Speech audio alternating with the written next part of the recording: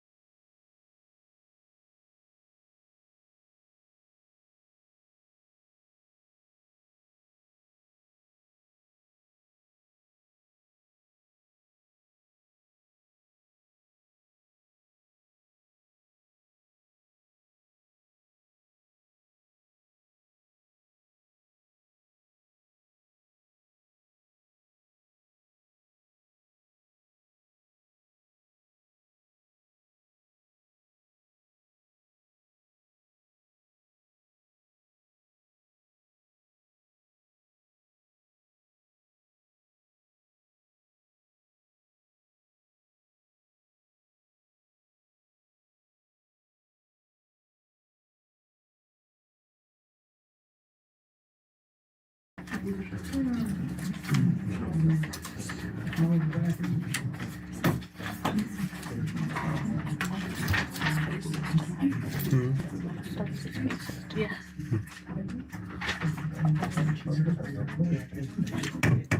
The time is 5:30, and I'm going to call this regular board meeting to order. Mr. Zickaface, would you be willing to lead us in the pledge? Sure.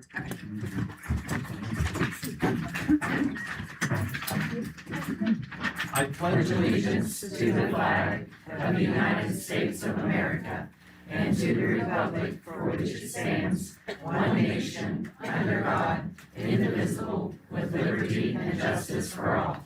Okay, we do have quite a few signed up for public comment. Just a refresher here, a delegation or individual may make comments to the board. However, the board cannot deliberate or take action on any item that is not on the meeting agenda except in emergency situations. The board may only ask clarifying questions of the delegation or individual, and they may have 5 minutes, but do not need to use the entire 5 minutes. So we will go down the list in the order in which everybody signed up. Janie, are you willing to do time? Okay, Janie's got the timer ready, so when you hear an alarm, try and be cognizant that your 5 minutes is up and try and wrap up your thought. Up first, we have Mr. Robin Davis.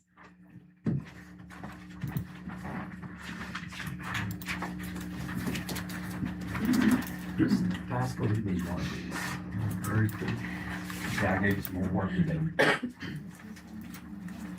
We can pass down if you Oh, want would to. you? And- Yeah. One. We're gonna do this big file. Yeah. You're good, Phil. I'm gonna hand it out. I guess I need to raise this somewhere. I'm taller than most, I guess. That's the second item I'll be discussing, and it's kind of orthodox to do it the way I'm doing it, but it needs to be done. First, I'd like to thank the board for making some tough decisions here recently based on the facts that were presented to you. We all know leadership cannot be bought.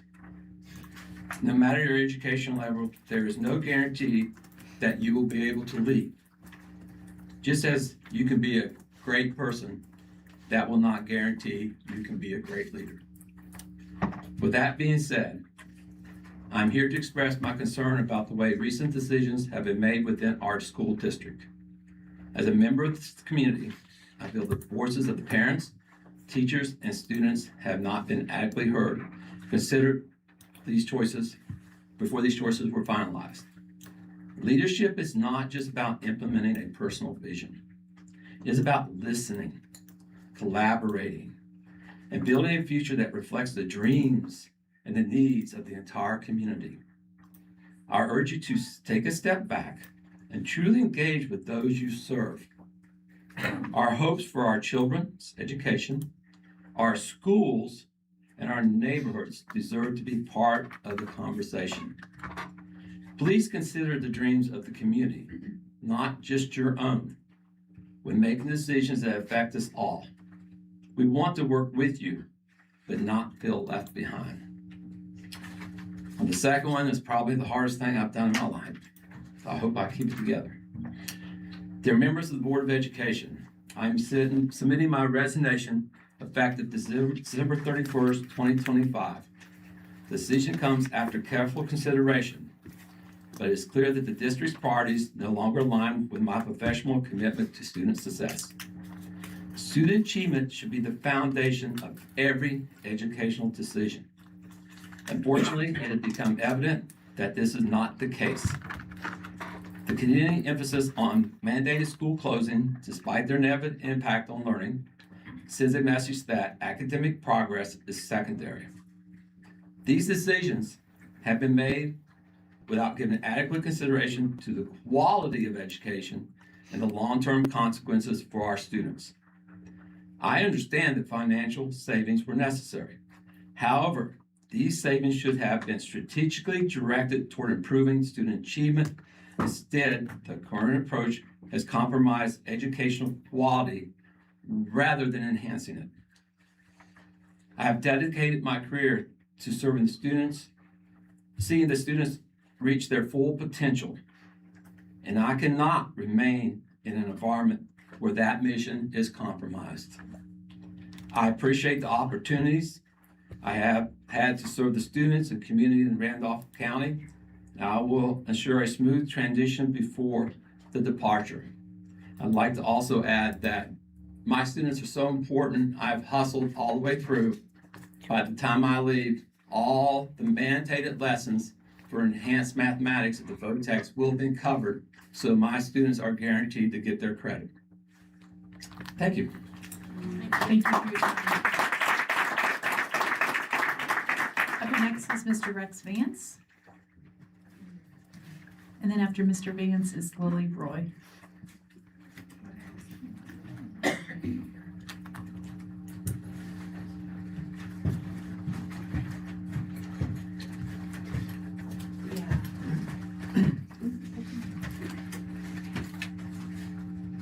Just imagine, I used to run 8 miles a day. Good evening. Thank you. I've got something here if I can read it, Mike. I wrote it, don't read me reading it wrong. I'll help you. Okay.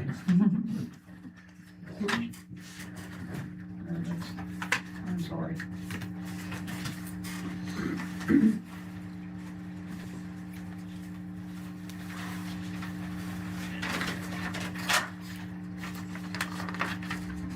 One side. Gotta take my glasses off to read. My wife said I've always been backwards. Again, good evening. My name's Rex Vance. Born and raised in Whitmer, West Virginia. That's 10 miles from Harmon, which snows a lot up there too, so. I graduated from Harmon in 1969. I've worked construction work all my life. I have no degree other than the degree of hard knocks.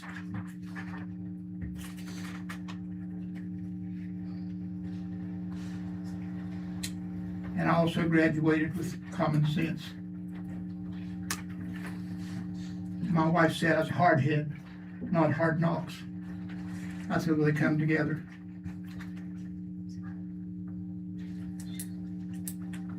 Since I have worked in construction all my life, I don't understand how the board can profit by closing Harmon School. I worked at Harmon for 27 and a half years. Plowed snow for 26 of them until I got hurt. And a lot of people don't know where Whitmer's at. They don't know it's 11 miles, Little Italy's 11 miles above Whitmer. And it gets bad up that way. I'm imploring you to rescind your vote on October the 8th, 2025 for closing Harmon. For some reason, Dilly has a personal vendetta to close Harmon. I don't know why.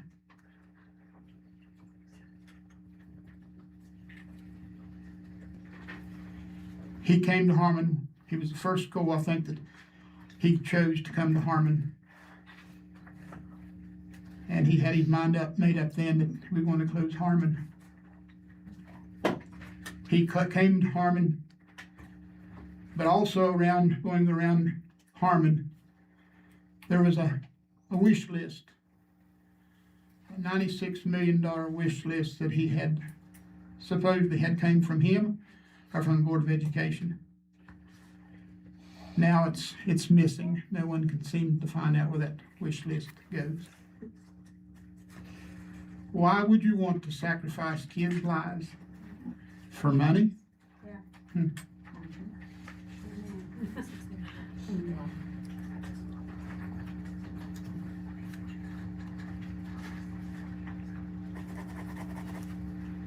The 27 and a half years that I worked for Department of Highways,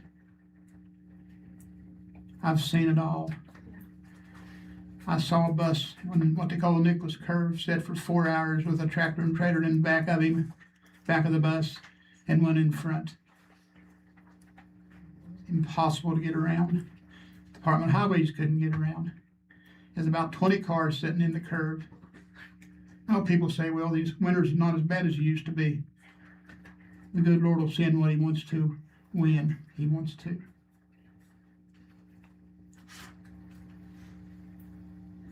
I used to plow snow up in the Sinks of Gandy.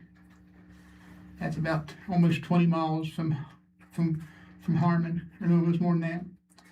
I used to get up at 2 o'clock in the morning and plow snow to get ahead of the bus. I ran the grader. That's the way you get up in there. I met Mr. Tingler at 15 minutes after 5. That's what time he picked up the kids at the end. But then they didn't cancel school. They had school every day, no matter what. I am really, really concerned about the kids living in what we call Little Italy. It's a little community above Whitmer. It's about 11 miles from Harmon. I'm not exactly sure how many bus stops there is between Little Italy and Harmon, but there's several. I'd say probably 15, 16 bus stops. You know, you drive that 10 mile, you can drive it if you fly in 10 or 15 minutes. But not if you got kids waiting on the long side of the road, waiting to catch the bus. You just cannot do it. And what about those kids from Bonner Mountain, clear out the Tucker County line? That's the same thing. You know, we come across 3 major mountains when you came here tonight. And we didn't count Allegheny Mountain. It was the highest up there. I think it's 3,500 feet.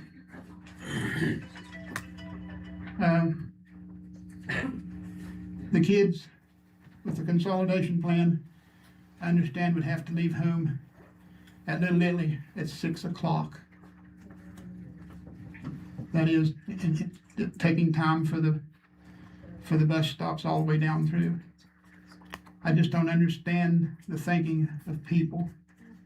I don't have where there's morals come in of putting a 4 and a 5-year-old on a school bus and having to run all the way from Little Italy to Elkins.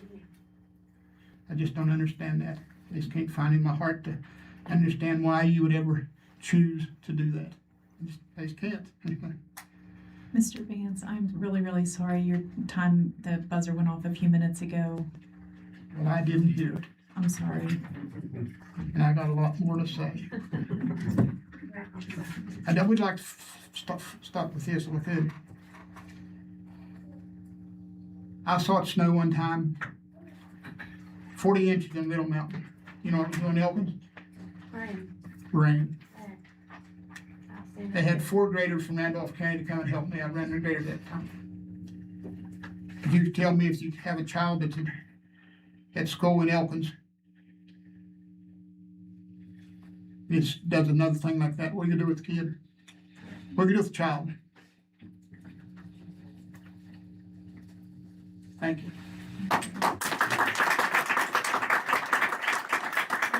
Roy is next.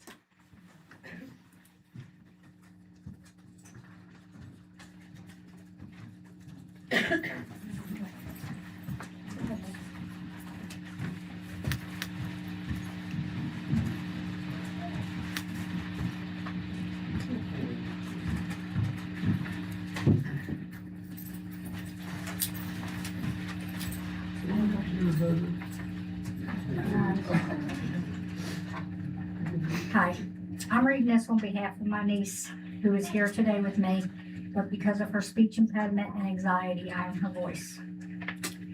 Hello, board members. My name is Lily Roy. I am a senior at Harmon School. I started preschool at Harmon at the age of 3 due to my speech and delays. It's been a long road. I graduate this year, and it is all thanks to my teachers through the years taking extra time and having patience with me, pushing me forward. Plus, I have a couple friends that translate for me, because those that don't understand me, they do. It has made it helpful to the teachers also, and knowing my family and background since birth. It helped to have my older brothers in the school at the same time through my elementary years, knowing they were there if I needed something or someone didn't understand me due to my speech.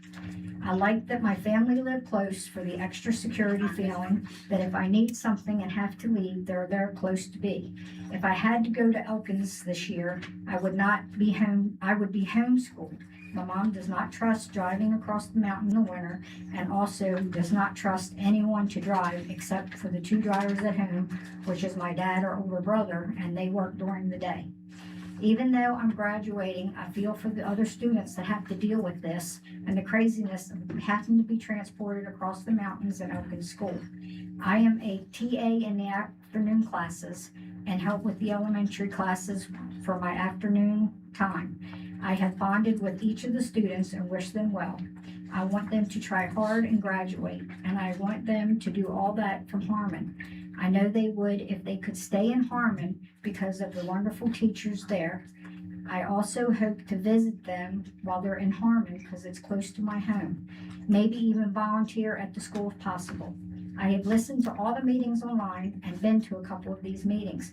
Even with my disability, I know the vote to close Harmon School was unfair to them and our community. I ask you tonight to please reconsider your vote and let the students stay safe and to continue where they are now. Thank you. I'd also like to say something from myself. Closing Harmon School is putting a vendetta on these kids. These kids are more being taught one-on-one at Harmon School. Putting them in Elkins High School does not give them that ability for the one-on-one that they do get at Harmon School. With having a smaller school, these teachers can deal with the kids that do have a little bit of a learning disability in our school, or even at any of the schools. When you have less students, the teachers have more time. I originally was from Baltimore and brought my children here 25 years ago, and they all graduated from Harmon School. And the reason that I brought them here was for this reason. Each of my children got one-on-one with these teachers. Each of my children have high educations and have a good job. My one son is a mechanic. Our school gets cut down every time that our kids get no education. Our students at Harmon School always get downgraded. It's not fair to them. They all get a good education in Harmon School. But if there's children in the school that have a learning disability, like my niece, and there are several other students that have a little bit of a learning disability, they get one-on-one. Putting them in another school with 200 students or how many other students, they get pushed on. I know that from being from a higher education place where I graduated with 2,000 students. Those kids all get pushed through. They don't get looked at like they do in Harmon. Harmon kids get a better look at of one-on-one. They get more time with each other than what they need. Harmon doesn't push these kids through, and there's a lot of people out there that think that Harmon School just pushes them kids out like everybody else, but they don't. These kids get a lot of attention and they get what they need. And traveling across these mountains, I always say, once you get over Schaefer's Mountain heading back towards home, it's like walking in winter wonderland. Because over here, you guys may not get any snow. Heading home, when you get back over that Schaefer's Mountain, you can have 4 or 5 inches of snow, and those roads aren't nice to travel once you get over there. What's going to happen when these kids get over here and by noon a snowstorm shows up? You guys may still only have 1 inch of snow here. Them kids get back to Schaefer's Mountain and have to start over that mountain. Then buses are going to have a heck of a time traveling across that mountain with 10, 15 kids on the buses. It's not going to work. Those kids' safety is more important than traveling back and forth across these mountains. Come over here to school. And I'm the same as the other gentleman. I understand where you're trying to save money, but closing a school don't work. It surely doesn't. Thank you. Judy Booker. And after Judy Booker, we have Trish Booker.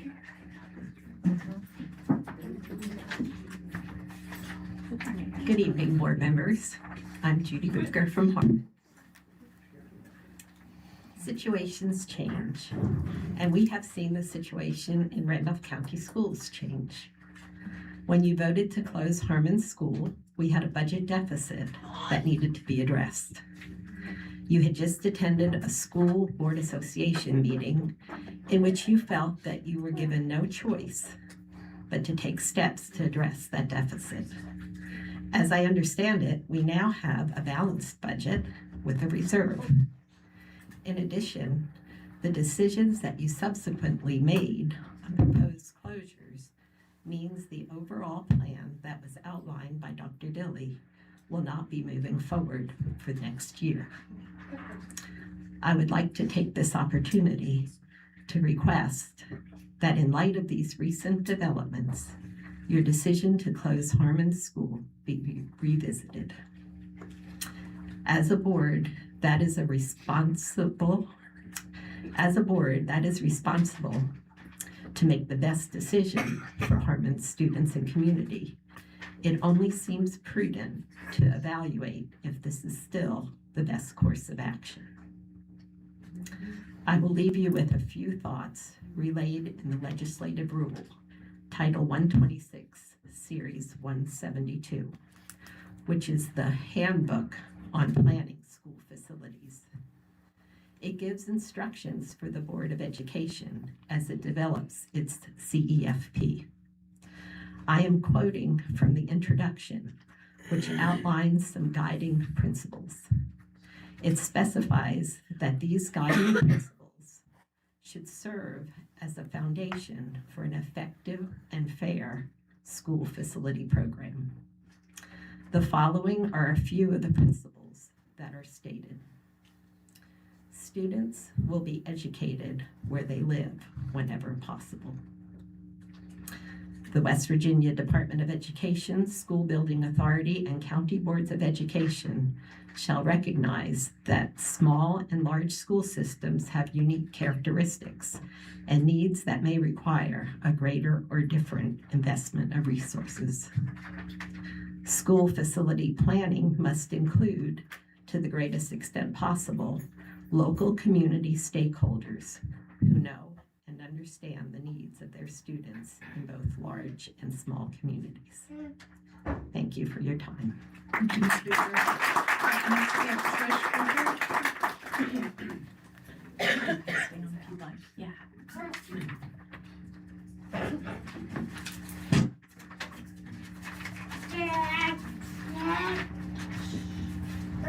Good evening, everyone. My name is Trish Booker, and I'm here to speak on closure. First of all, I would like to thank the Randolph County Board for voting to keep Colton School open. That decision restored some of my faith in you. You were willing to listen to the people that you serve. We, your rural communities, are an asset that you don't want to just discard off, especially with a plan that's not well laid out. I want to raise some points that came up on the October 21st meeting.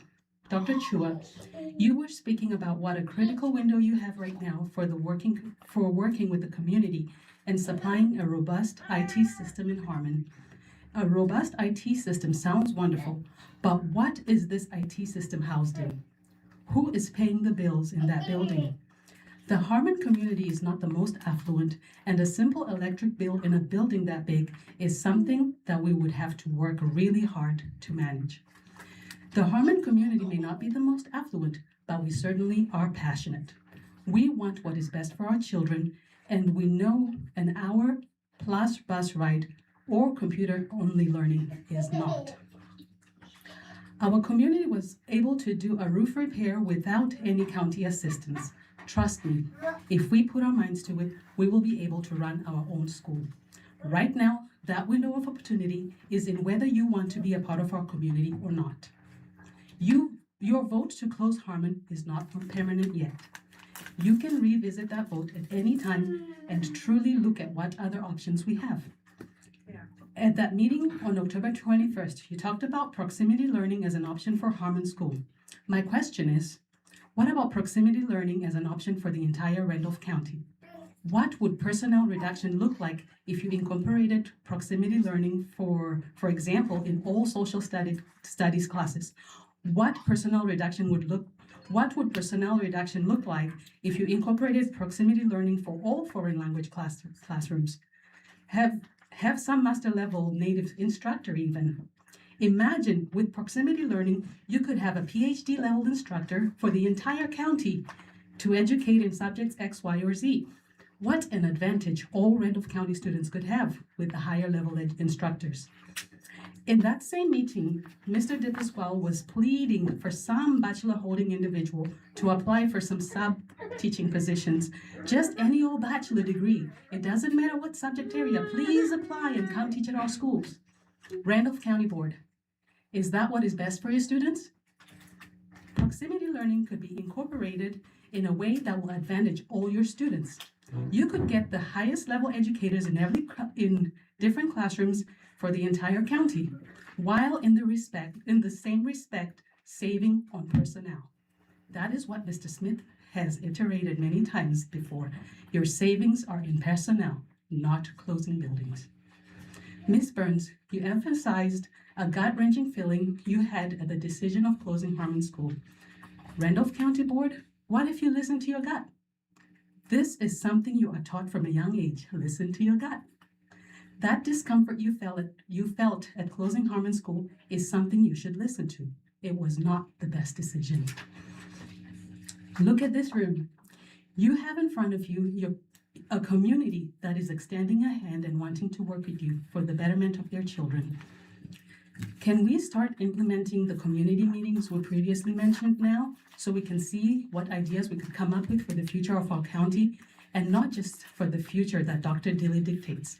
The future Dr. Dilly projects is simply based on negative enrollment. How about if we start projecting a future with a positive outlook? What if we made Randolph County a place where people actually want to move to? The board talked about conducting a survey of the community.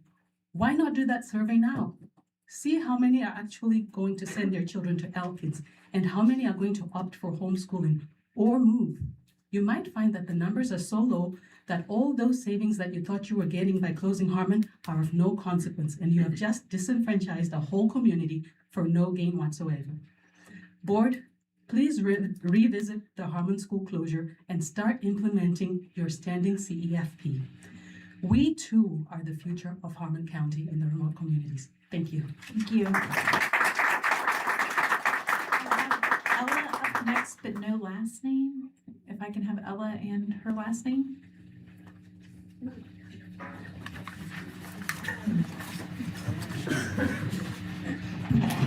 Good evening, board members. I would like for you to reconsider not closing my school because I really love my school. I learned so much. Thank you. Thank you, Ella. Ella, you did great. Can I get Ella's last name for the record, though? Shiflett. Okay. And then I've got Mr. Phil Bryan next.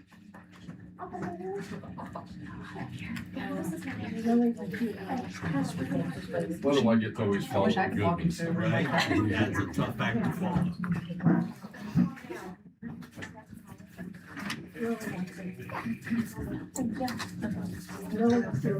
Thank you.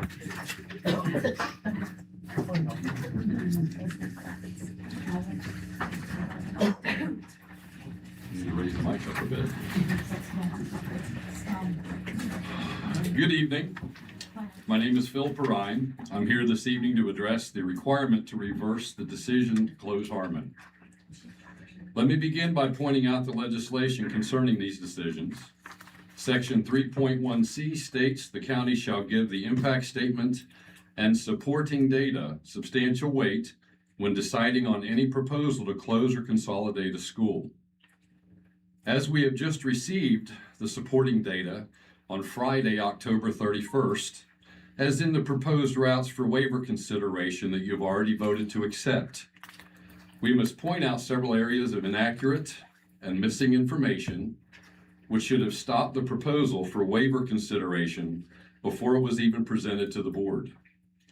Keep in mind, there still has not been an actual cumulative mileage report provided that should have accurately identified the issues we will now address. Let's refer to the Harmon proposal bus routes I've just given you. Number one I have marked, there's a current run to Pendleton County line that picks up 7 students. This route is not listed and the 7 students are not accounted for in time considered for loading and unloading times at any stop. Additional 5 minutes. There is only 11 minutes allotted for making 3 stops and boarding 28 students. There is no way that this can be done in the time allowed. Additional 6 minutes. There is only 6 minutes allotted for making 2 stops and boarding 7 students. That's under number 3. There is no way this can be done in the time allowed. 4. This location, the old gas station on Middle Mountain, is regularly used by tractor trailers for resting and sleeping and would prevent a bus from loading and unloading passengers on those days. No alternate considered. Number 5, there are 9 students on this route that have not been accounted for or time considered for loading and unloading, additional 5 minutes. There has been no accounting for 35 students that are currently car riders and walkers. There is no consideration of where they will be loaded or unloaded, or the additional time it would add to the proposed routes. Additional 15 minutes. Other concerns. It has been internal policy that all children along Route 32 be loaded and unloaded on the door side of the bus, as this route is very heavily traveled by large trucks from West Virginia Trucking and Fairfax Stone. There have been issues in the past with these trucks, and the proposed route will require students to now cross this heavily traveled road, further increasing the risk of danger to these children. With the proposed routes for middle and high school and elementary students, parents that have children that attend both, which there are several, will have to make 2 trips to the bus stop twice a day, as the middle school and high school routes start an hour earlier than the elementary routes. There are currently 3 buses running the Harmon routes, and now the proposal is suggesting that only 2 buses will be able to accomplish the same task. Many of these children along the proposed routes will now have to travel 3 to 6 miles one way to the bus stop. Many of these parents work, and this will require these children to walk this distance, including in the dark and adverse weather conditions, a major issue currently being addressed in Monongalia County, as it is a considerable safety concern. Our contacts at the West Virginia Department of Highways have also confirmed there will be little to no salt available this year in Randolph County. They are implementing further use of brine with equipment and storage to accommodate it. The use of brine will not provide the benefits of salt, as it is to be applied in certain conditions, can freeze, and there is limited capabilities to use it based on the shortage of drivers and current storage capabilities to use and house brine in Randolph County. This now causes additional safety concerns for travel on the proposed roads, as these roads will now be more treacherous. As is evident in the information we've provided you this evening, which should have been completed and verified prior to submitting to the board for consideration, the board has no choice but to rescind the vote to close Harmon for the 26-27 school year, as the waiver is not valid. As far as the financial needs to keep Harmon open in the future, we will work to make sure that Harmon will be financially stable to remain open for subsequent years thereafter. Thank you.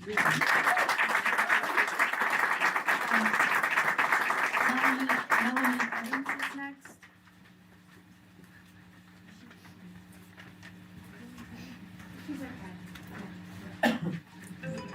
Good evening. My name is Melanie Evans. I am a 1996 graduate of Harmon School. I have a few questions I would like the board to answer. I emailed and only got one response back from Miss Rachel. Please explain to me how the budget was not balanced on October the 8th, when it was voted to close Harmon School, but on the 14th, the meeting for Pickens was canceled. Where did the money come from? On October 28th, it was voted to close, not to close Colton and Bindlin. If the money wasn't there, how can you keep 2 schools open but close Harmon and North? Most important question of mine is Harmon children's lives not as important as any other children in Randolph County? I don't want to see any schools close, but wouldn't it be safer to close schools closer to the Elkins area? Would the board consider keeping Harmon open so our children does not have to get on buses so early of a morning and travel across the mountains and get home so late of an evening? The board is supposed to work for us, the people of Randolph County, not the superintendent. Please consider to keep Harmon open for the best interest of the children's safety and education. Thank you, and God bless each one of you. Mr. Armentrout is next.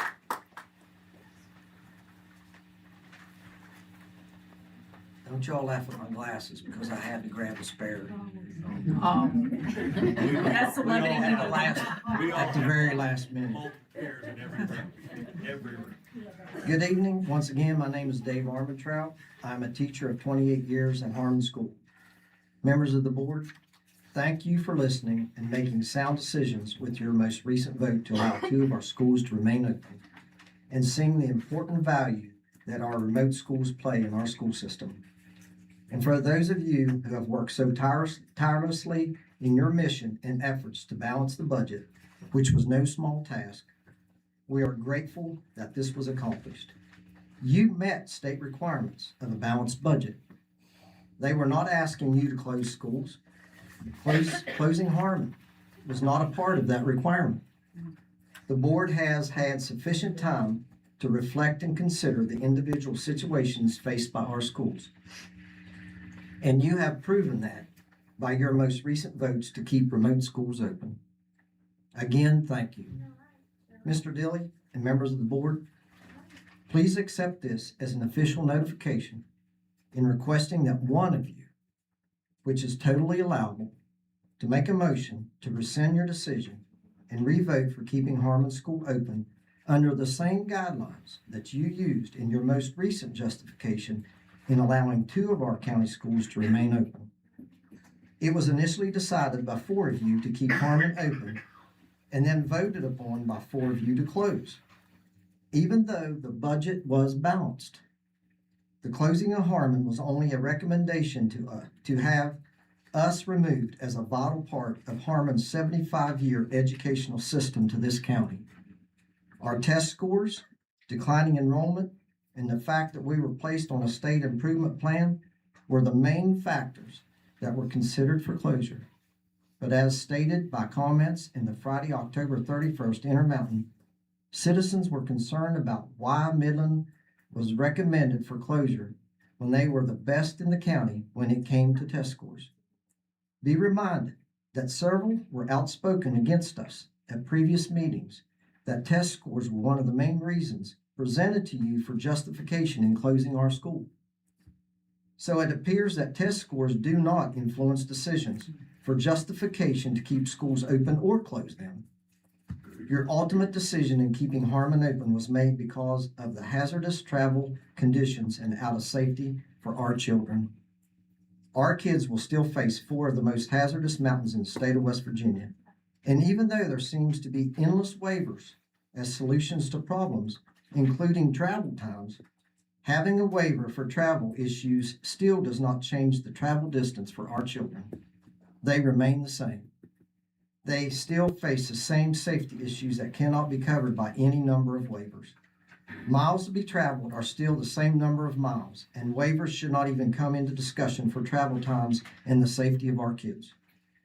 We feel that it was the alleged rumors of fear, intimidation, and threats that played a vital role with you changing your vote from initially keeping us open to closing us. Because if the budget was balanced, what justification was used in changing your votes? That did not seem to come into play with your most recent voting decisions. And do you feel that you have had all your questions answered? And do you feel that you have all the information to make an informed decision? And are you 100% sure about that? Our community and kids ask you why. Why did the safety and transportation issue to close Harmon School fall short in your votes to keep us open? The local news media recently reported that you had expressed you voted to keep schools open because of travel, transportation, and safety issues for the kids. What changed your thoughts in your most recent voting and why? I feel that I have the answer for you. There has been a change in your heart with your decisions. You are looking at this situation in a different way, and our efforts of addressing the board have not fallen on deaf ears. and you are regretting the decision you made to close Harmon. You have had time to reflect on our educational mission and the justifiable reasons in keeping remote schools open, including Harmon as well. Your most recent votes prove to this state that you have been listening to our concerns and can change your decisions and vote for what truly matters, and that our kids and their safety set at the forefront with your decisions. You just proved that to us, and for that we say thank you. The latest events have reminded you of your identity and who you are and what you're setting here to do, and that's voting for our children. In closing, again, we pose the question: will one of you step up tonight and make a motion to rescind the latest vote to close Harmon School using the same course of action that you used in your most recent vote in keeping two of our valuable schools open? The law allows for you to do this, and more importantly, it's okay, because our kids deserve it. Thank you. Mr. Ross. Last but not least, Mr. Ross.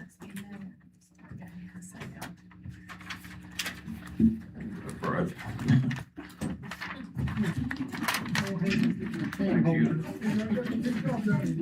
You become the hero of this whole meeting.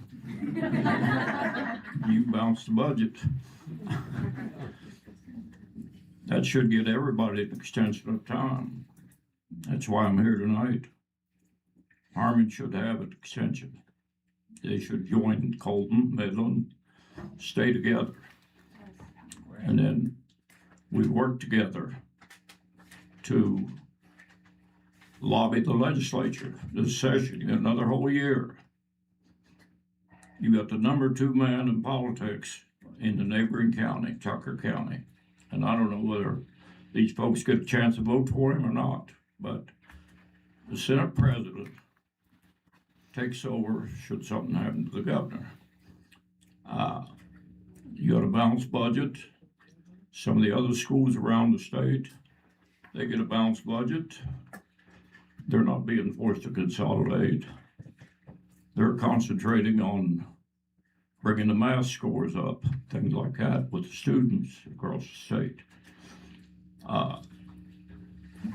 I don't think putting the kids in Harmon on a bus, bring them to Elkton, is going to make them score any higher than they could at Harmon. And it would just be good to do that. Now, you've heard about all the winter weather and everything, and that's very true. Put little 5-6-year-old kids on the bus is the wrong thing to do. And certainly want to thank all of you for the decision you made about Colton and Midland. And I think that most people in the county like to work with you and help you. I think you're moving too fast. You don't have to consolidate right now. You don't have another year. You ought to take advantage of that time. And Brad, you look for a few more things in that budget. You may find some more. and it'd be great. But I think there's an opportunity. And I'd be willing to help you lobby in Charleston to try to get more money for this large county. We're the largest county in the state, over 1,000 square miles. It costs more to send kids to school here than it does in smaller counties. You got to travel farther. But you're also putting an undue burden on the parents of these little kids. The parents have a schedule to go to work. The little kids have got another schedule to get on the bus early. It's the wrong thing to do. You're going to discourage a lot of young people from wanting to come to Randolph County to try to raise a family, to try to get a job. Tough enough getting a job, but raising a family here, you put them at a disadvantage in sports, in band, and just shouldn't be doing that. We ought to be able to find money.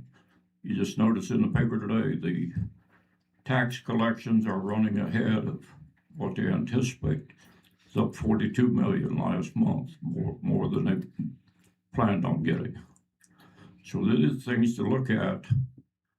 Elected officials ought to have a meeting with them, bring them in, have a publicly call the elected officials that are in Charles, the delegates, the senators. They have legislative meetings at different times, and you got senators representing many 4 or 5 counties. And we can get on board, get behind them. And I think that we can get something done by doing that, but I would urge you to revisit the vote. Put Harmon in with the rest of us. We're exempt for at least a year. And I know Brad will keep on working. Thank you. Thank you very much.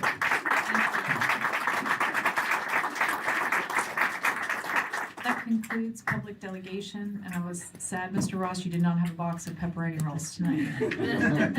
We all are. All right, that brings us to information and reports, Beverly LSIC presentation. And if anybody, while this is getting ready, everybody's welcome to stay, of course, but if anybody needs to leave, it'll take, I'm sure, Mr. Z a second to get up here.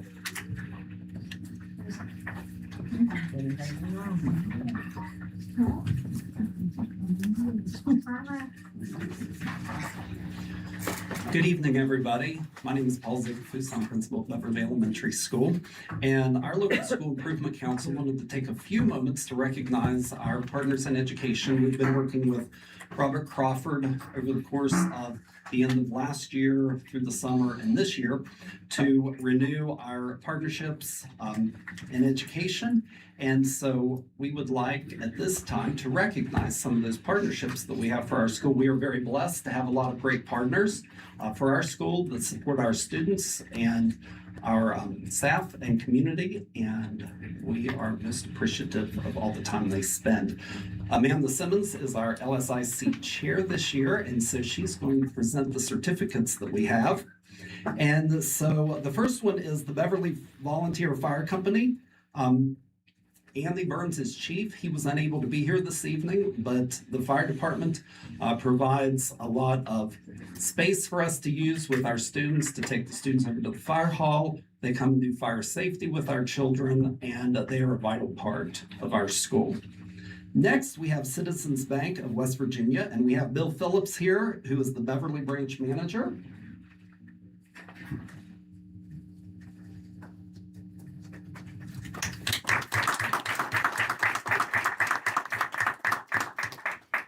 Next, we have Lavender Fields Assisted Living Facility, and we have Brett McLean and Judy Rose.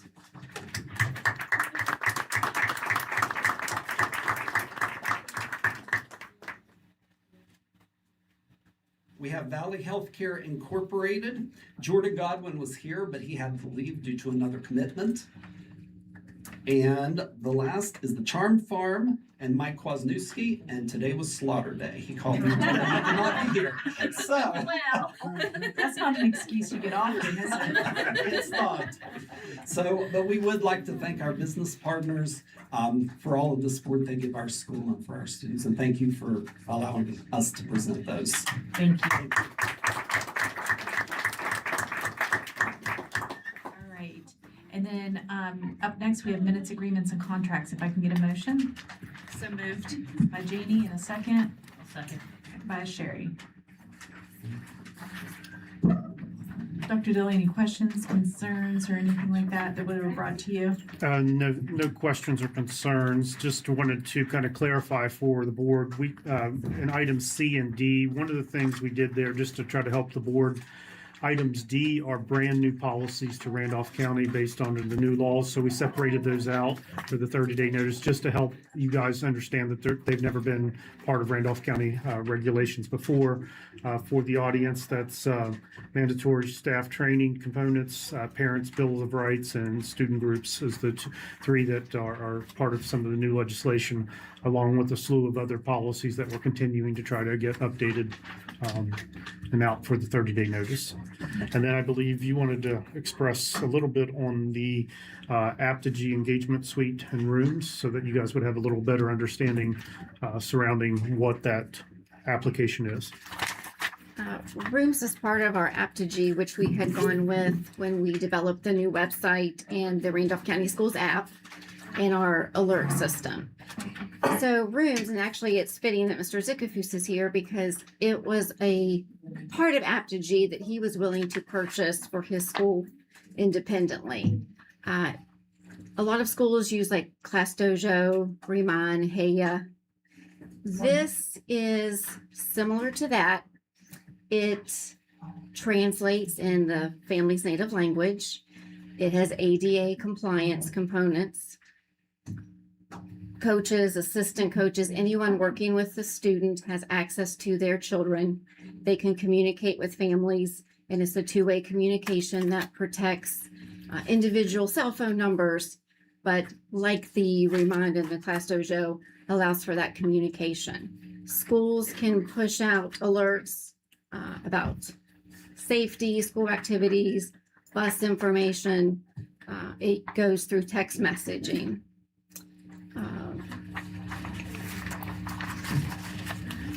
That's the gist of it.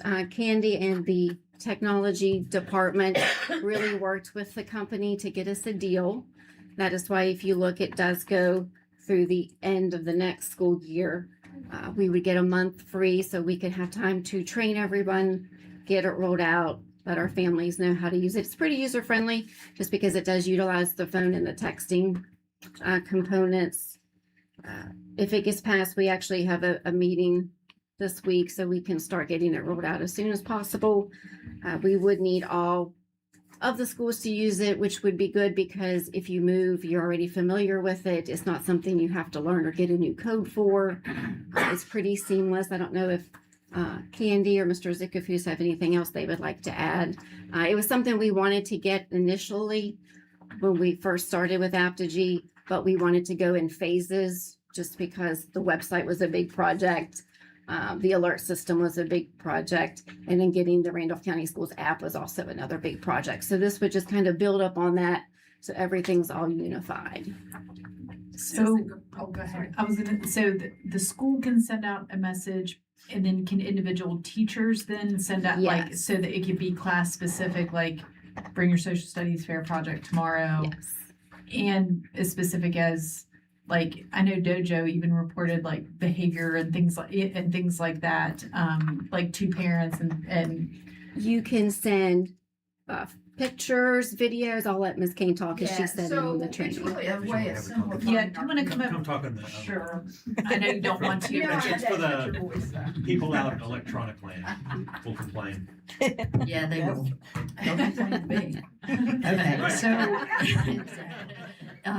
it just simplifies our communication within our county. It's a good way to pull everybody into one common location. We're going to be in compliance. We're going to have their type of filtering within it where it's going to alert us to any types of threats or anything that might be communicated in that way. It is going to take the place of basically, like you said, Class Dojo. There is a behavior component within it, similar to Class Dojos that teachers can use as well. Not identical, but similar. It will take the place of the Remind app that a lot of people use. It would take the place of the Heya app for the sports and the coaches because they would also be incorporated into this. We would like it to make this our one communication method within the county to keep it all in one place. It's monitored. It's going to help us keep us ADA compliant and in other areas to be compliant because of the way they have it set up. It would just become a part of the app we already have for Randolph County.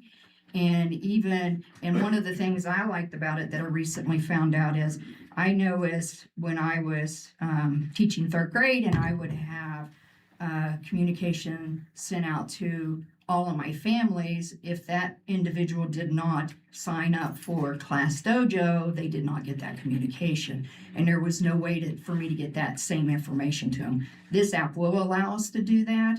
It will send them a notification, whether they actually sign up for it or not. They'll get that text notification where they can click on the link and go to a secure area to see what the notification is. So it could be used by teachers, it could be used by staff members, it can be used by the county office, it can be used by transportation, it could be used by coaches, just basically everyone in our county in one place, and it gives the parents less apps. If they have multiple children, it's all within one place. Like, I know elementary would typically use Class Dojo. High school, they're using other things, but this is all in one location. And I really like the safety feature because anything that's shared is time stamped. It can't be erased. So if there's any questions, I think that would really protect our coaches. The data is kept pretty much forever, And so we can always go back to it if it's necessary. it flags like if inappropriate words or Language. words that are of concern. It will highlight that so we can check into that matter to see if there's a mental health issue, if there's an angry, situation going on. So it does provide a lot of protection for all the users. Everybody involved, yeah. And it's like 100 languages, I believe, that it will translate to. So the families choose the language that they want to receive the communication for, and it automatically translates it for them. That's huge too. It is That huge. is huge. And we really did get a really good deal on this. To part of the initial cost why we didn't do it last year was it was like 11,000 just to set it up. But they have really reduced that setup fee for us. Yeah, they dropped they it saved down us- to 2,800 from 11,400. Right. So As a mom of multiples, thank you, even though it's too late for me, but like there was so many different apps because sports, they would use one classroom and then, so. and it's going to be an adjustment period for some of our coaches and teachers and everybody to get on board. But I think once we have it in place, they're going to like it. And I think it'd be easier for like ADs and administration to monitor, you know what I mean? If there is any disconnect, like, no, we didn't get that message, they're not having to check multiple apps to figure that out. And Aptigy's been a great company for us to work with, and they provide all the professional development we may need, and rolling out the app as well as getting us prepared for it. So does that mean we get to be done filling out those green cards? I can't answer that. My kids always laugh. They're like, what's an unlisted phone number? I can't tell you how many times because I make them fill it out now and they don't know what an unlisted phone number. That's how old those green papers are. So.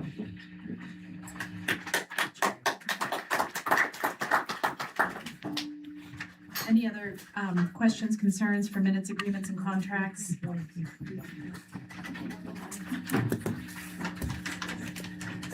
And then maybe, Ms. Chenoweth, when there's at some point, just like an update on how things are going with it, at, spring, Absolutely. end of the year.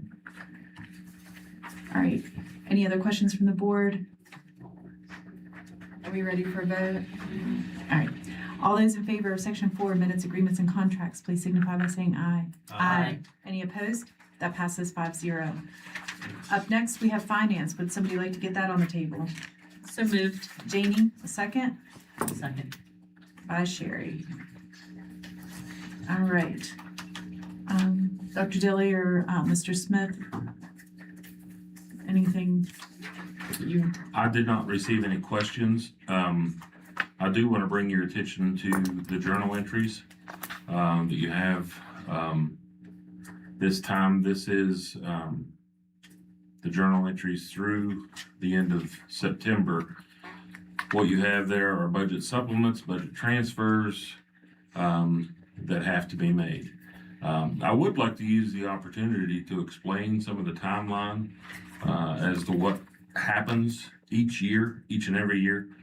The very first journal entry is a negative budget supplement to Title I.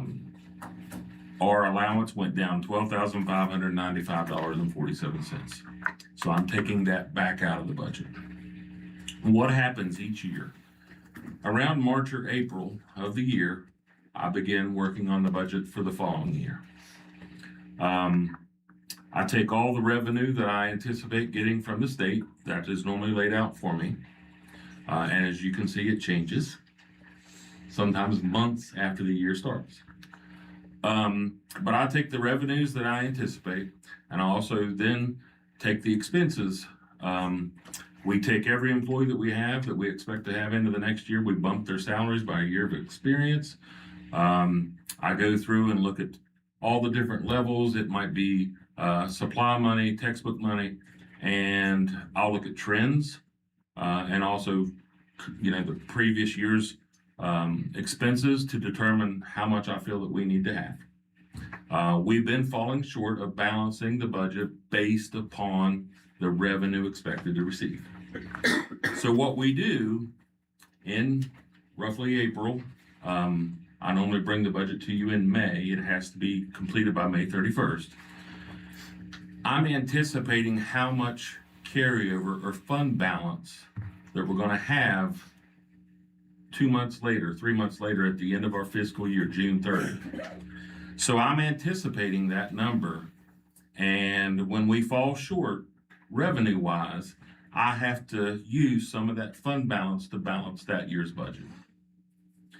The year ends June 30. What then happens is, because we use accrual-based accounting, I have to wait 60 days for funds to be received that we might have billed for Medicaid, and we accrue that as part of this financial statement that is a snapshot of June 30 each year. But you have items that are still happening that are impacted by that, the accounting system. I begin gathering this information, but I really can't do the work in earnest until September. And I have to have it completed and to the state by September 30. That's why oftentimes it still boils down, in accounting, you've got assets and liabilities, and if they're not equal, fund balance is what's going to balance everything has to balance. It still comes down to revenue and expenditures, what we did that year. So that fund balance that I anticipated using, I may not have had to use as much of it if revenues were high and expenses were down. That's where this funding has come from that has helped us balance. Again, this cycle happens every year.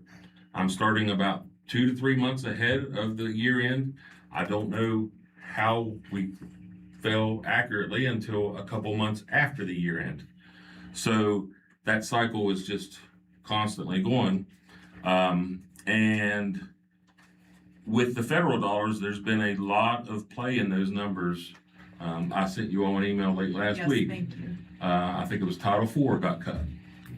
It wasn't much, but they gave me a number back in March or April. We had already put the budget in. Everything was in. It had already changed at that point.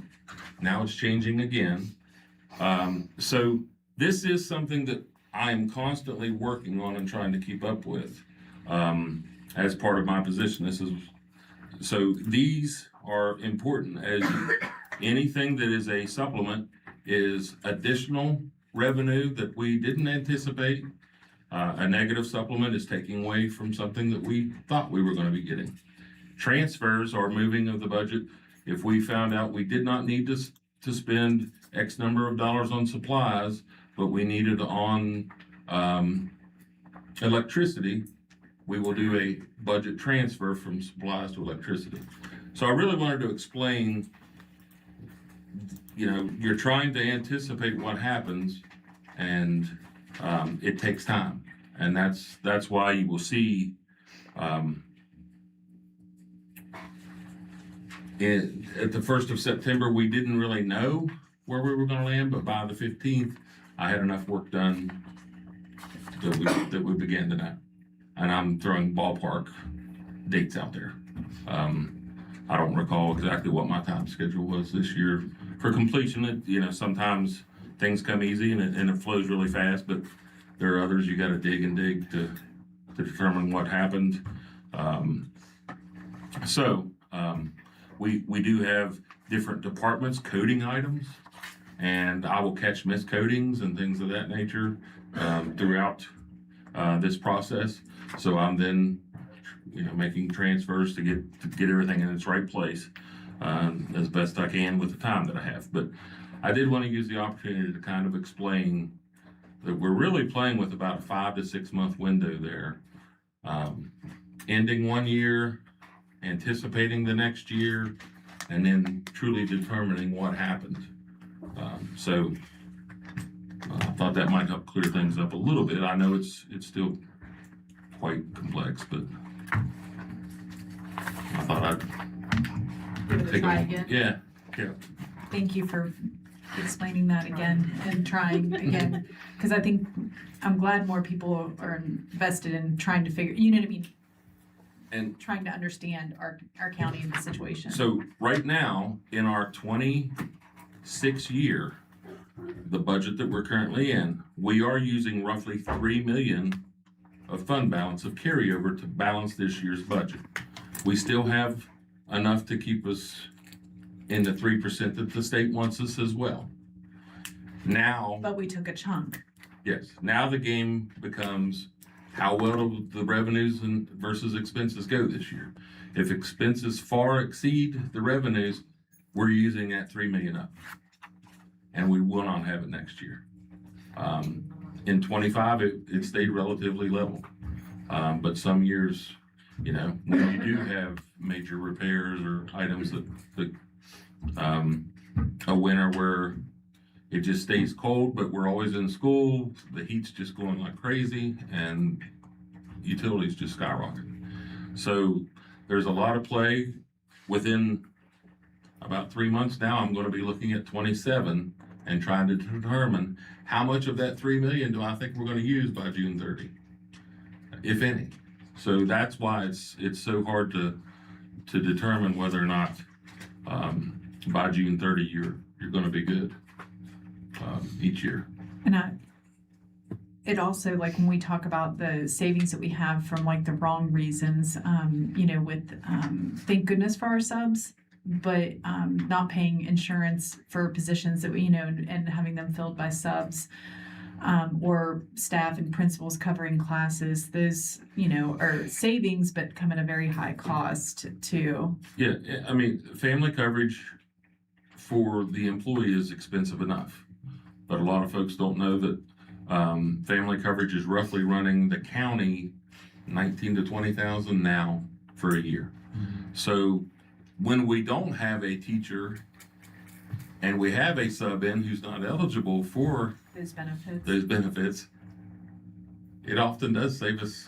It And you can can see save how us that a could be sizable. cumulative, when you have multiple subs. And it's an unknown. You don't know that if you get an employee, if maybe their spouse has insurance and they're not going to use our insurance, but there's a lot of play in employees,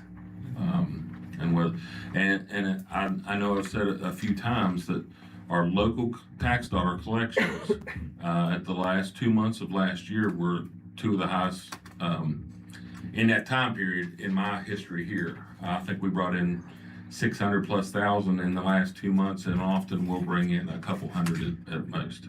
I wonder why that is. I don't know.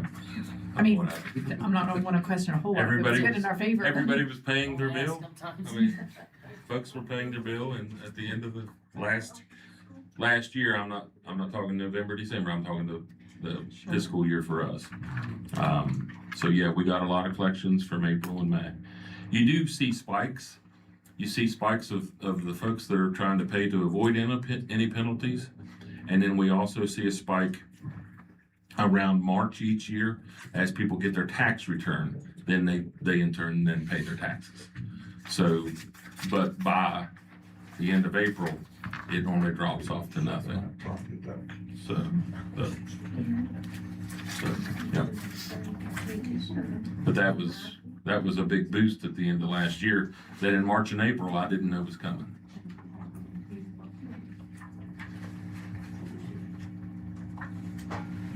Any other questions regarding finance?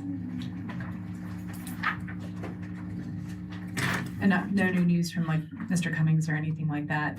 You were really good about forwarding emails or anything, but nothing, we don't need to be doing anything different. Nothing changes at this point. I'm doing everything, that he's asked of my department. We have had some changes. We've contacted schools about doing things a little differently than we've done in the past. I haven't got one yet. I'll get one this month. They're gonna start, they'll send me a report, and they also make me encumber our payroll for the year by October 1st. That way, by encumbering payroll, basically what we're saying is, if an employee makes $50,000 a year, and by the end of the first month, we would have paid out $8,000. Encumbering of payroll, what we're doing is the system will project out that employees pay for the rest of the year. So I'll have $8,000 spent, $42,000 encumbered. That way I know that bottom line is in that budget is covering what it needs to cover. So they're going to, what they send me is monitoring documents. So they might be looking at supplies, or payroll, and they're gonna say, Brad, you didn't budget enough because you've already spent X number of dollars, you've encumbered this much, you're now short in salaries, $100,000, you have to find it, do a budget transfer and fix it. So that's the type of monitoring that we get. And is that monitoring because we're on state watch, or is that just in general? Is That's every county is monitored that state way? watch. That's because of our state watch? Yes. Okay. And to be clear, we are still on that. We've not gotten anything saying that we are off that. I haven't received anything. Yeah, we're still I under would the state of assume that would be emergency, yes. really good news that we would get. If we, you know what I mean, if we were released from that, but at this point, we're still on it.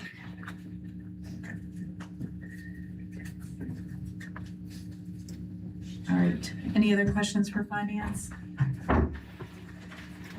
Okay. Are we ready for a vote? All those in favor of section 5 finance, please signify by saying aye. Aye. Any opposed? And that passes 5-0. Up next, we have personnel. If I can get a motion to get that on the table. So moved. By Sherry, a second. Second. Okay, by Jamie. All right. Questions, concerns, anything, or anybody that needs pulled? I didn't really look at names for that.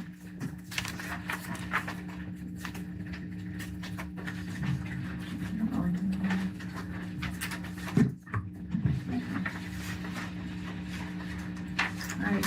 Anything from you, Mr. Pasquale? Okay. Everything's good. Okay. Every position has a sub in it at least. Yes. Yes. We do have a couple resignations coming up that'll be on the next board meetings that we received this week. Full-time people, so we'll be adding more subs to more positions. And that's for next. That's for next board meeting. Okay. School bus driver, you have a class started? Class has started. I believe Chuck started it last night or last week. I can't remember exactly when, but there was a class. Has been started. I can't remember exactly how many. I want to say 6. Does that sound right, Dr. Dillon? I believe it was 6, yeah, but I think there's 1 or 2 that have already dropped out, unfortunately, but that's not uncommon. Usually it's a Typically, if we have 6, 40 or we can 50%, maybe yeah. get 25% of them to finish. Yeah. So. All right. Are we ready for a vote? Any other questions or concerns?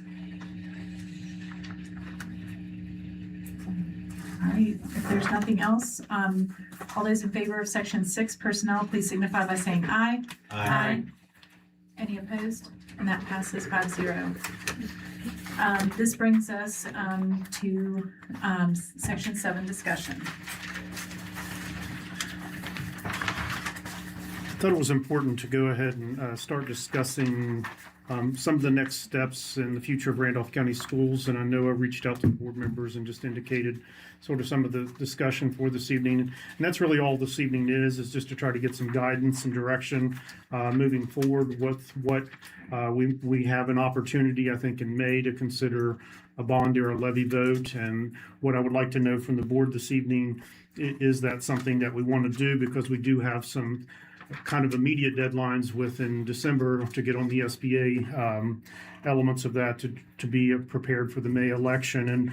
And so what I wanted to do this evening was just share some thoughts and ideas that I had for at least in consideration, at least a concept of a bond proposal at this point, and would encourage you to think about it. If we're thinking about trying to support some long-term vision for the district, Elkins High School, I know that in talking to the administration there, we know that they're looking at new lockers would be helpful to those students. If there's some need of a lot of repair work there for the HVAC system, clean and seal exterior block, maker spaces, and consider some new furniture, because that building has largely the same furniture that when it opened its doors in 1994. That's a lot of wear and tear. Middle high school for Tigris Valley, looking at some HVAC work. We know we need a new chiller there. Trying to look at supporting the possibility of a new gym, address some of the agricultural shop needs, new furniture as well there. Again, these are just some ideas to get us starting to think. Randolph Technical Center, I did exclude one item on here that I wanted to think about. I know the Technical Center is very excited about the possibility of trying to bring a new welding program. They are looking at 3 additional programs, and I accidentally neglected to put one on here, and that's the new a new HVAC program, a new plumbing program, and a child development program is the one I neglected to put on here this evening. But again, part of what I've asked Mr. Daniels to do there as the director is to, just determine, because there is a process to determine whether there's actual employment opportunities for students beyond high school in these particular areas, but then also is there student interest, and that is some of the things that we know. The welding program was definitely something that would be something that we'd look at.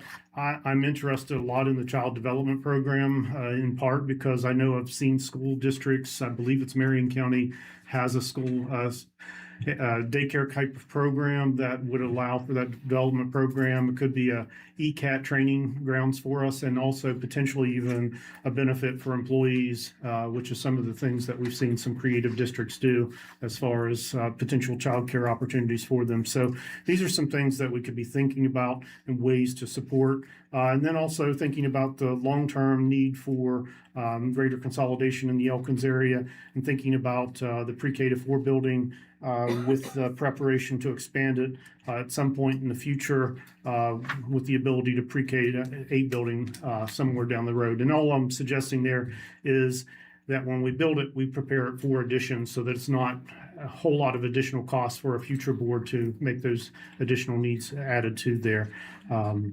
moving forward. And then just Elkins Middle School, one of the things that we have talked about needing is a little front parking lot for parents to be able to stop and pick up their kids, because they are blocking the fire lane often right there in front of the building. It's not necessarily the best or ideal situation. So some things like that. And again, these are just ideas that are being thrown out there for consideration at this point. And if there's interest in this board's, what I would encourage us to think about doing is perhaps, because of the short timeline, to at least get sort of a shell of a program to the SBA, is perhaps setting up a work session next week for just further discussion in this. And tonight I just wanted to do that, or if you were wanting to look at a bond and a levy, or just a levy, I just wanted to kind of approach this board this evening for that. And if the answer is no, then the answer is no. I've always supported anything. I feel like now is, with the government shutdown and food insecurity, it just doesn't feel like a right time to me to be asking, almost a little bit elitist of me to be asking. I think all those things are worthy and wonderful, and wonderful things. And I know that I'll be the first to say that I know that Midland and Beverly do need to consolidate, even though my vote didn't reflect that. I felt like we needed to give Beverly just a little bit of time to get their feet underneath them with their designation of being a CIS school before we added more chaos and, different staff. I felt like we needed to give those kids, and staff a solid try with the state intervention. And I struggled to see how Colton would fit into third ward well, without an exact exit plan. So I'll be very clear, those were my thought process for all that. I'll certainly give this thoughtful consideration, but I feel like it's a big ask for our community right now. I think we probably should do something. Because if you're going to try to get some of these things built, you have to start fairly soon making those plans to do it. And to ask the SBA to fund this, which is the School Building Authority, you have to show that you were looking ahead and trying to get things done. Say we tried to get a levy done in Randolph County. Well, we know how levies have gone here in the past. There's a very good possibility we can ask for a levy and it won't pass. But if you tried to get the levy, then at least you can go to the state and say, look, we tried to get a levy, we were unable to. Can you please help us out and help us build this school building here in this county? Because if we don't do that, then they're going to look at us and say, why didn't you try to get a levy? And we're going to say, well, we didn't think we were going to get it. Well, we didn't try to get it. I fully support trying to get another levy done here and realize that it's an uphill battle in this county. Based on socioeconomic status alone, it's difficult to ask people who are up against it to, take out more of their money, particularly some of these people who own a lot of apartment buildings and things like that. They have a lot of sway in this town, and in this county. But on the other hand, I think it's going to be difficult to go to the SBA and ask them for any expansion. Say we wanted to get the gym done at Tigers Valley, which has only needed to be done for 50 years, right? I mean, their gym is terrible. And we've been like piddling away, doing this, doing that, If we are not going to be consolidating our high schools, which I still think is the move, but if we don't do that, then I think we should build them a gym. And we should probably try to do that through SBA funds. But we're going to have to try to do things to self-fund and have that fail. And I know that sounds crazy, but that's just how it works, okay? That's how the stupid system works. So That's the very first thing they ask is, what did it's you? absolutely the first thing they ask. So, we have a lot of people show up at these things, and I'm, even though I voted against everything, I've been consistently voting against everything. I'm a fiscal conservative. But it's nice to see everybody come out. It's nice to see people coming out here and supporting Harmon tonight. But you can't just do it now, okay? This has to continue through the whole year. We have that happen every time we do closures, where a bunch of people show up and then everybody kind of disappears and they're surprised when it comes up again next year. Well, if this place is under state control next year, it's going to come up again, guys, okay? You have to keep it up. You have to keep this up and try to keep things going every year for these schools. Whether it's Harmon, whether it's Colton or whatever, we got to keep fighting to try to get what you want for the kids, okay? And every one of us has contacted legislators and I tried have to. I have a meeting tomorrow with one of our delegates, trying to figure out what we're going to do for Harmon. And I know you asked for a work session next week, which I have no problem with talking about. But with the work session, it's us sitting up here talking, and we're talking about that, and they're all out there listening. And I feel like we need a community town hall, a community meeting where the community can actually respectfully ask questions and we answer questions, because the community does not understand all of the little bits and pieces. We can present it here, and it's been presented and it has, but it's really difficult until you get into the nitty gritty. I know I've talked to community members, and they're like, oh, I didn't realize that it had to be that way. And it's like, yeah, we have to do it this way before we can do it that way. And I understand that everybody wants best for their own child, and we have to think about the entire community. But sometimes things just don't get brought across in our meetings. And sometimes we can't talk about things that aren't on the agenda. So, I feel like if we're, and I've lived here for 23, 24 years, and we've had one levy. And every year we hear about how the levy's not going to pass. And I've been part of every, levy push that we've had. And, a lot of times the community doesn't understand what the board is up against. And so they need to talk to us freely. And I know, sunshine laws wise, I don't know if we can be all there together and that kind of stuff, but I think there needs to be community meetings. As long as it's announced ahead of time, and people have the opportunity to look at it, I think that's okay under sunshine law. I mean, Whatever we can we do. just can't just come together, And we random. can't Whatever make a we can decision, do. and we can't make a decision Can make decisions outside of the board. and that's fine, and we can do whatever we do, but I think the community needs to be a part of this. If we're gonna get anything passed, hopefully, the community needs to be a part of it. So, and I think the community is willing to do what they need to do. And I think the community, whether or not they vote for it, I don't know, but at least if they know what we're up against, we can say we tried, and the community can hear it. So I just think we need to have a community meeting, not just necessarily a work session for us. So, and can somebody please turn the heat down? Thank you. Somebody. I start talking, I don't know how I was having a hot flash. Having an antiperspirant failure. Please. But I just think we need to have a community meeting, not just a work session. I'm figuring. I personally would like to see us revisit the vote or a hearing for Harmon School. I think with the information that I heard this evening and we all received, there's some inaccuracies in things that was presented to us, and I think we need to revisit that.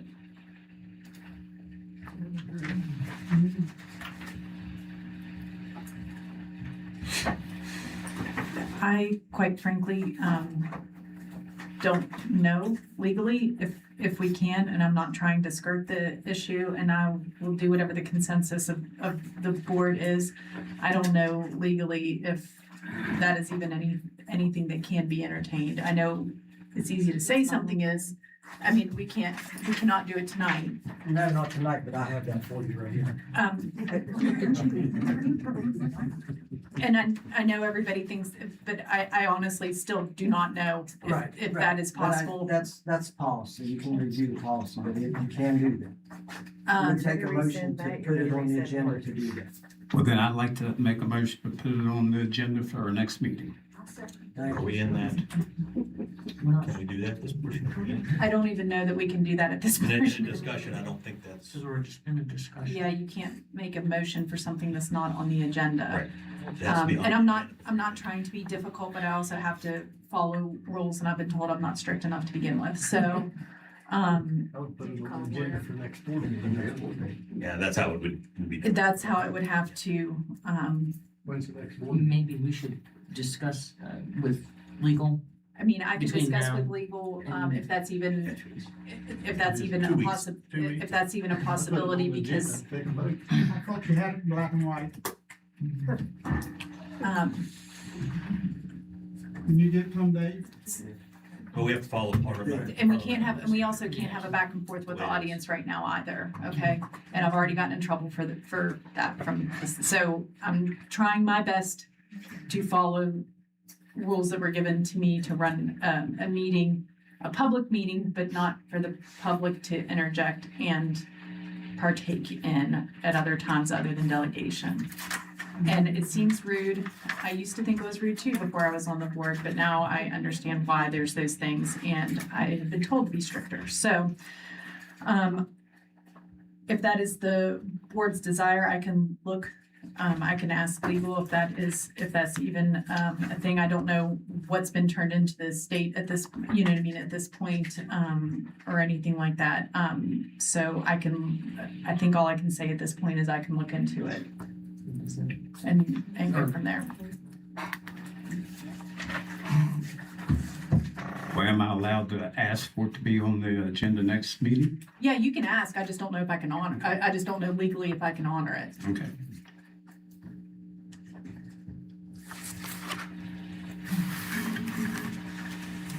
Unless I'm This is my first rodeo being president. I mean, I don't know either. I've been here a long time. Yeah. He doesn't need to do a motion to put on the agenda, he just has to ask her.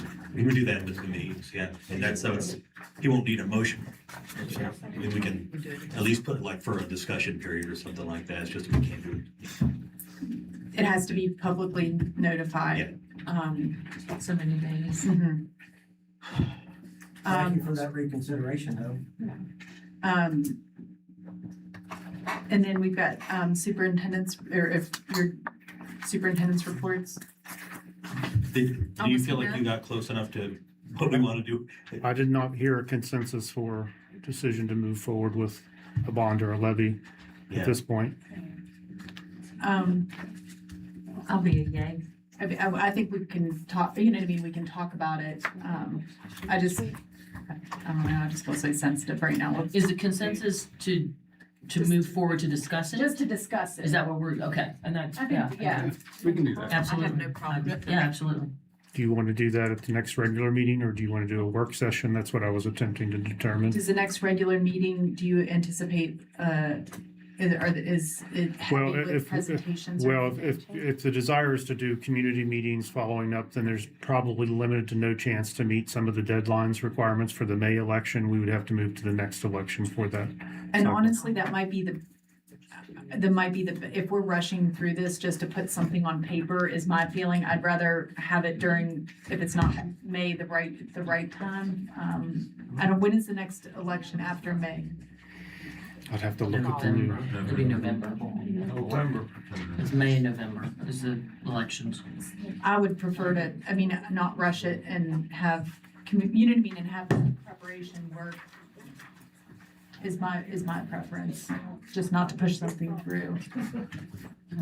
I mean, it doesn't hurt to start talking about it. It doesn't hurt to start talking about it, but Yeah. I mean, I don't want to feel rushed to get something for Say May. do a meeting next week.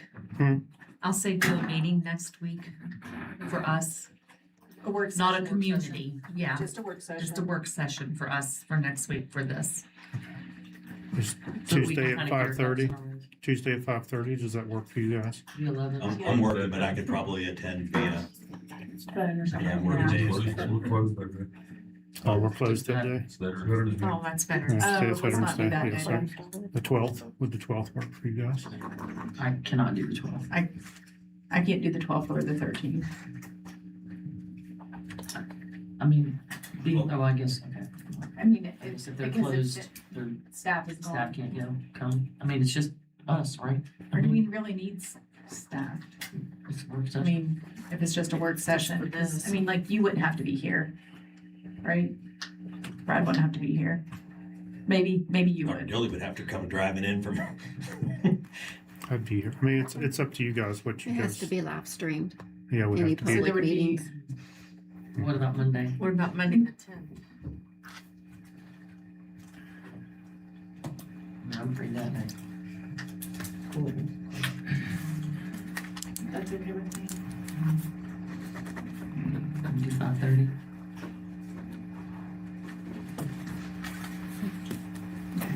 Monday the 10th at 5:30? Okay.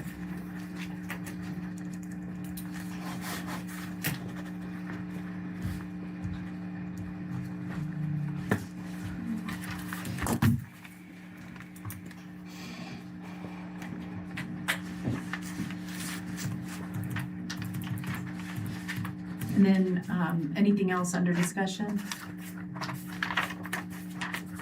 Okay, superintendent reports? Not too much this evening, just wanted to kind of give you some updates on some of the information surrounding, obviously, impacts to some of the upcoming financial decisions related to personnel cuts.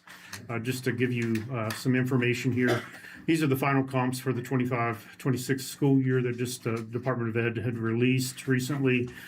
This indicates we have 9.51 professional employees in excess of funding. What you see in the blue is the funding adjusted for charter schools, because not everybody realizes we also pay funding for charter schools. So, and then we have the professional support personnel. That's your school nurses, your trying to think, school nurses, who else is in that, Brad? I'm forgetting. Counselors, thank you. I knew there was another group in there. So that's 4.34 over formula. And then the total professional employees excessive funding would be 13.85. And then when we look at our service personnel, we're 4.91 over in service personnel, totaling a total of 18.76, so just under 19 personnel overall. So just wanted to provide that information because it will have some impact to the decisions we have to make during personnel season this year. One of the questions that came up this year and comments that was made, I thought was a relevant comment that I thought was important to kind of dig into. And looking at why we're losing kids, I think is an important component of what we should be doing right now.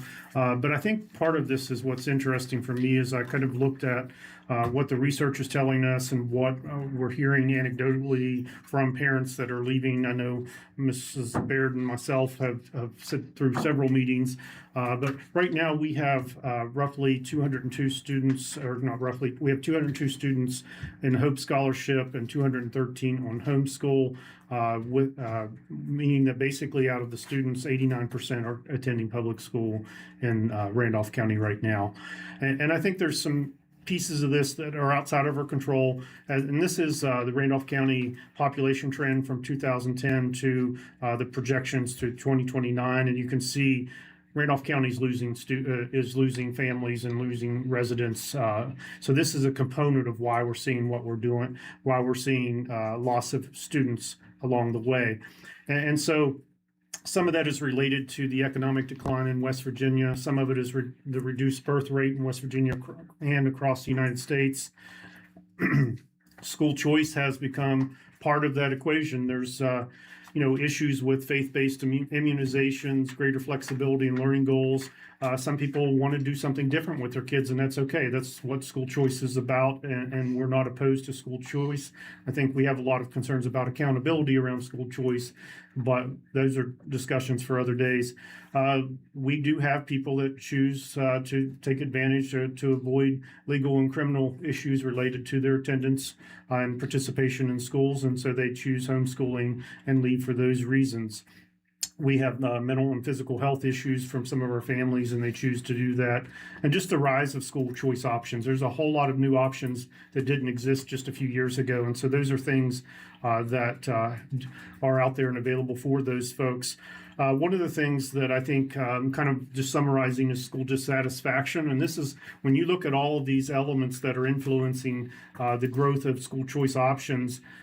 This is the one only the one we really have any influence to affect or change. And so I wanted to break that dissatisfaction down into some of the areas that we've kind of been hearing what we're seeing in some of the recommendations to look at. And these are things that obviously student safety. We know that we have a growing number of learning disruptions, there's some error in my grammar, you'll have to excuse that. Trying to get all of this done between Charleston trips.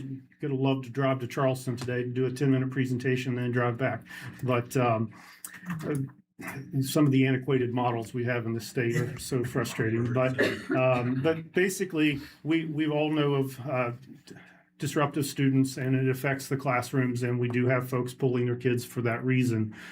Poor behaviors, bullying concerns, increasing number of violent episodes across the United States. We're seeing a lot of that. People are concerned about the welfare of their students on many fronts, and so we know this is part of why folks are dissatisfied with schools, not only here in Randolph County, but across the United States and together. Some of it is also a dislike of school rules, handling of situations. Sometimes we are confronted with difficult situations and families don't understand all of the parameters or the rules and regulations that we are required to follow, and that upsets them, and sometimes they make a choice then to leave our schools because of how they dislike some of that situation. And sometimes it is a mishandling of situations that leads to that. We have to be open and honest about that the school system isn't always perfect and doesn't always get everything right. So it's important that we recognize that and try to reflect on that and try to do better moving forward. One of the things, some people feel that our schools are not meeting their students' needs, whether that be a variety of elements, everything from special needs to anxiety and a variety of other things. So sometimes folks don't feel that we are meeting their child's needs, and so they make a choice. Sometimes it is a reflection or behavior of our staff and how they handle and how they address students that affects some of the decisions. We have to be open and honest about that aspect of what we're dealing with. Academic dissatisfaction, concerns about outdated curricula and standards. Sometimes that is a piece of this as well. And so we have to think about that. We know one of the biggest struggles we're currently facing is the instability within staffing and resources for student needs. We are doing the best we can with the parameters that we have and the rules and regulations that we must follow. But I think these are areas that we're going to try to start digging a little deeper into to see what we can do to try to enhance our schools as we move forward and try to do some things to try to address these ongoing concerns and growing dissatisfaction, because we recognize we do need to think about doing better.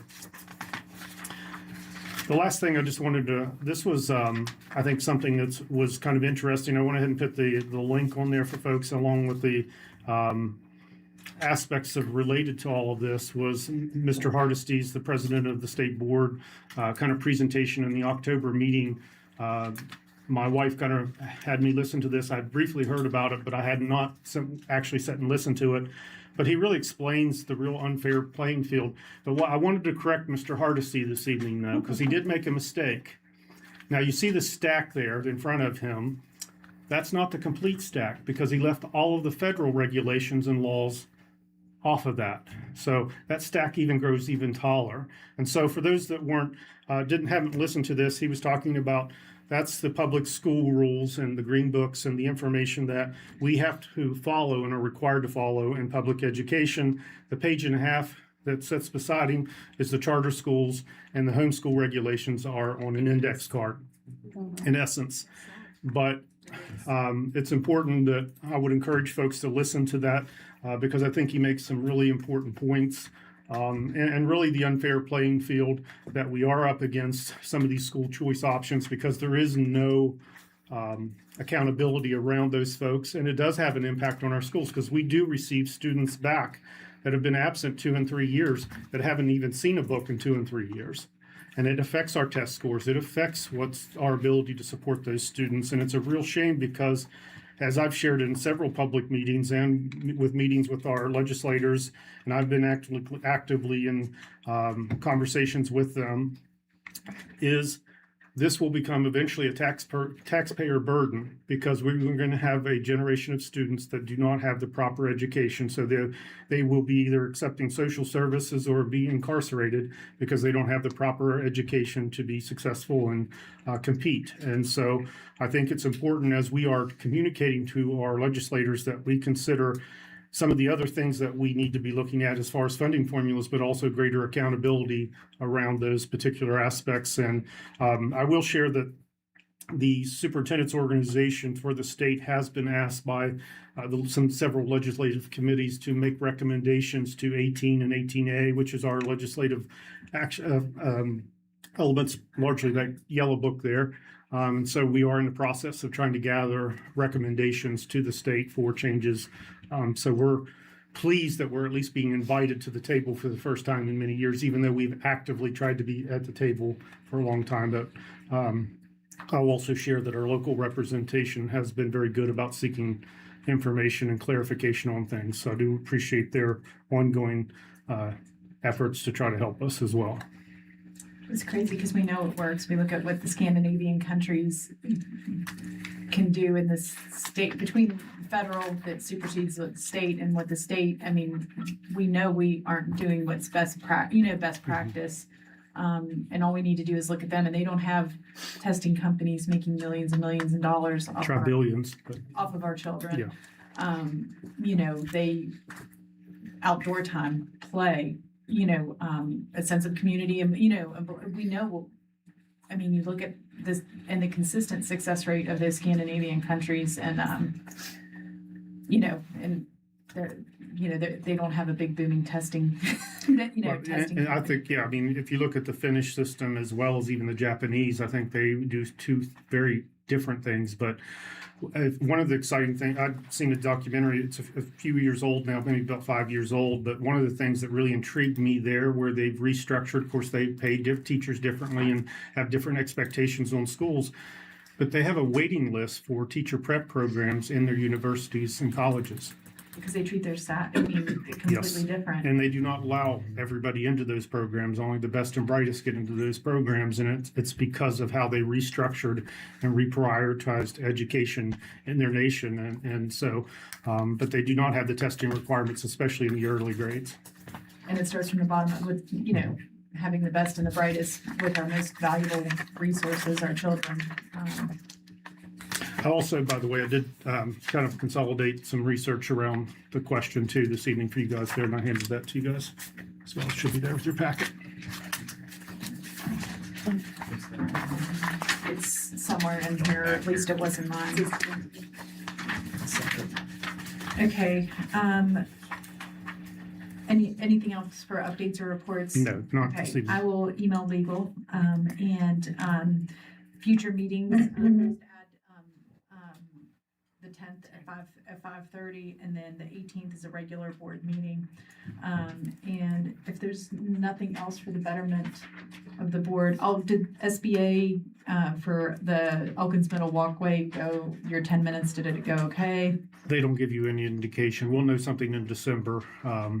So we'll see where that goes. You just stared at faces and gave your spiel. Okay. Yes, and just for the public explanation a little bit, each year when we put together a school building authority, there's small projects and large projects, and we put together a small project to try to address some needs at the middle school.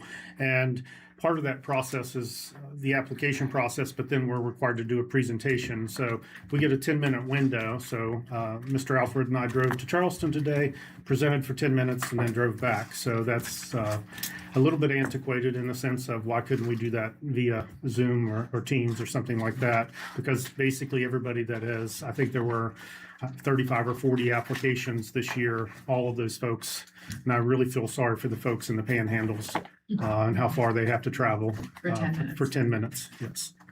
Have you mentioned it to them? I think everybody has mentioned it to them, so. Because I ride them every time when we have to go to one of those educational systems. I say every single time, I'm like, I'm not coming in person. Right. Because every time I come in person, one of those things, it costs my county $200-something for me to stay overnight in some stupid, overly expensive resort thing where they decide to hold it versus watching it on a Zoom call, which costs nothing, you know? And they always time it so it takes 2 days. Yeah. Like they could, like the way they time it, it's always 2 days worth, so.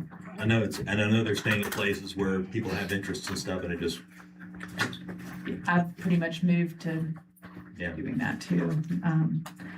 Anything else for the betterment of the board? Okay, I'll entertain a motion to adjourn. So moved. Ooh, by Janie, a second by Sherry. Okay, all those in favor of adjournment, please signify by saying aye. Aye. Any opposed? And this meeting is now adjourned at 7:17.